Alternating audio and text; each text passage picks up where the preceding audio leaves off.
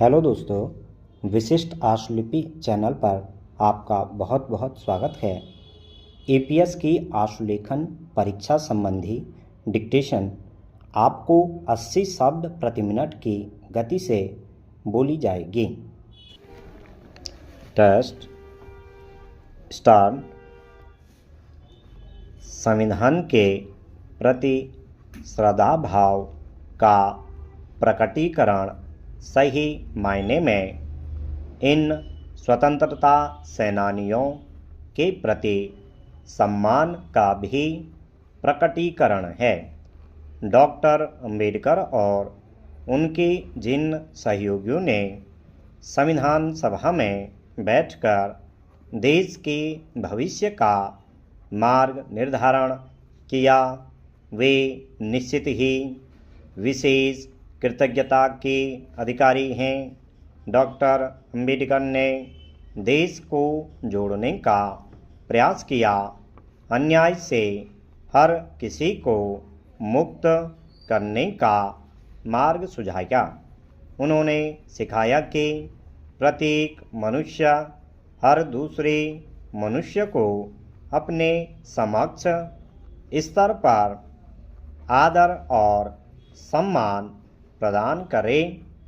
वे लोग जो जाति, उपजाति या किसी भी अन्य प्रकार के वर्गीकरण द्वारा उनका नाम लेकर अपने पक्ष में कुछ मतदाता बढ़ा लेने का प्रयास करते हैं, उन्हें सुसंस्कृत नहीं माना जा सकता, भले ही वे किसी भी पद पर हों।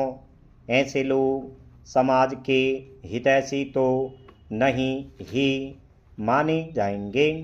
जिस देश की संस्कृति ईश्वर, अंश, जीव, अविनाशी का संदेश देती हो, जहाँ आयु और अनुभव के प्रति आदर और सम्मान करना बचपन से ही सिखाया जाता रहा हो, वहाँ डॉक्टर अंबेडकर जैसे पवित्र नाम का उपयोग क्षुद्र राजनीतिक स्वार्थ के लिए किया जाना किसी बड़े सांस्कृतिक पतन की ओर ही इंगित करता है।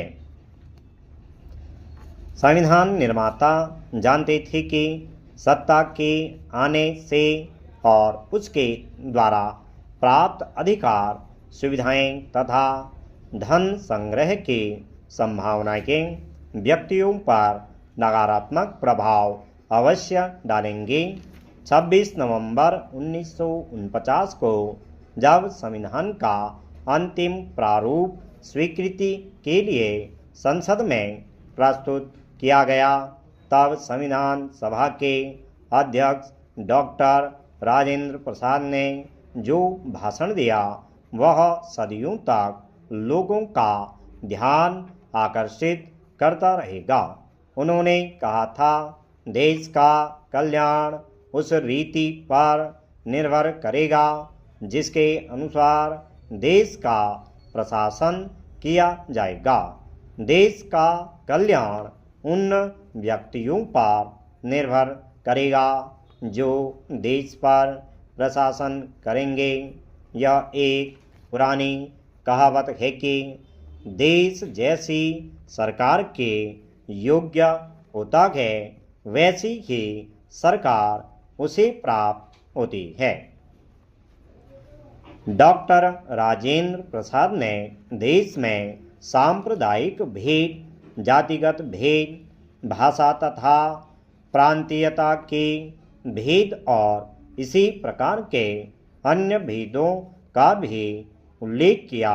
उन्होंने अपेक्षा की कि इसके लिए हमें ऐसे दृढ़ चरित्र व्यक्तियों, दूरदर्शी लोगों और ऐसे व्यक्तियों की आवश्यकता है जो छोटे छोटे समूहों और क्षेत्रों के लिए पूरे देश के हितों का परित्याग न करें और जो इन भेदों से उत्पन्न हुए पक्षपात से परे हों।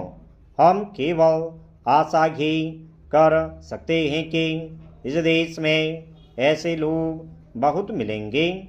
अफसोस के आज देश में हमें ऐसे लोग आवश्यक संख्या में नहीं मिल रहे हैं। छोटे छोटे स्वार्थों के लिए देश हित को पीछे छोड़ने वाले देश की प्रगति और विकास के रास्ते के अवरोधक बन रहे हैं। हेलो दोस्तों, विशिष्ट आशुलिपि चैनल पर आपका बहुत बहुत स्वागत है। एपीएस की आशुलेखन परीक्षा संबंधी डिक्टेशन आपको 80 शब्द प्रति मिनट की गति से बोली जाएगी। डिक्टेशन 5 सेकंड में स्टार्ट होगी।